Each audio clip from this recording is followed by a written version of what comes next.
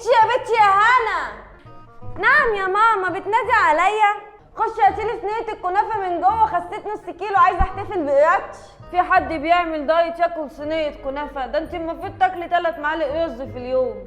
يا بابا ال3 معالق دول ماما بتاكلهم عشان تشوف الرز استوى ولا لا. ليه يا اختي؟ ده انا في شهر بس خسيت نص كيلو. هو يعني ايه دايت يا ماما؟ يعني رجيم، تكوني مزه كده. الرجيم يعني ايه؟ الرجيم يعني شيطان. يعني الشيطان ده بيخلينا نعمل ذنوب ونكفر عشان نخس يا اختي؟ والله بنتك عندها حق. ما انا بقول لك اهو يا اخويا. بابا يا بابا انا خدت 100. الله اكبر يا حبيبتي. ماشي. ايه ده؟ يعني انت مبسوط؟ ايوه طبعا مبسوط. ربنا يسعدك كمان وكمان. بابا انا خدت 50 بس. 50 ليه؟ انا قصرت معاكي في حاجه؟ عشان ما لقيتش غيرها في المحفظه. محفظه ايه يا نهار اسود؟ امال انت كنت فاكر ايه؟ انا فاكر كل ده في الدراسه والدرجات. تعليم ايه وبتاع ايه؟ الفلوس دي بتغير النفوس. انت بتغفليني؟ طب والمصحف ما هسيب حقي.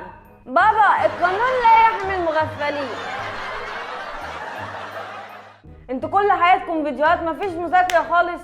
على فكره يا بابا احنا شاطرين جدا. على فكره يا بابا احنا شاطرين، واسالنا اي سؤال.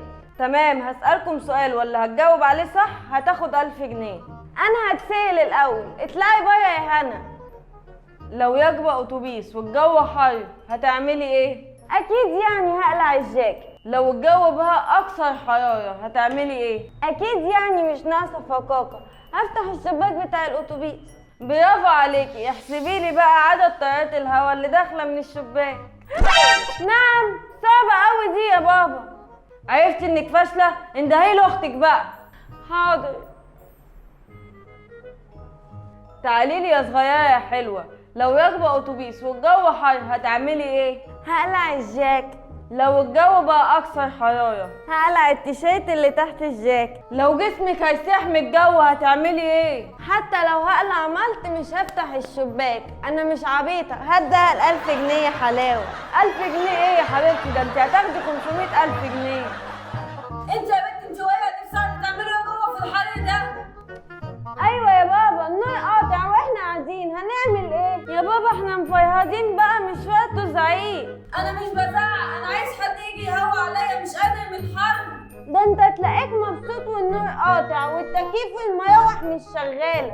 اه والله، وكمان مش عاوز تخلينا قاعدين؟ بتقولي يا بنت انت واجله؟ ولا حاجه، بس عايزه افكرك بحاجه، ما تفرحش قوي ان النور قاطع. انت اهم حاجه عندك عايزه الشقه فرح ليل ونهار. نفسي اعرف بتفتحي نور البيت بالنهار ليه؟ هي قصدها النور لو طول الحاجات اللي في الفريزر بتاعت الشاي كلها هتبوظ.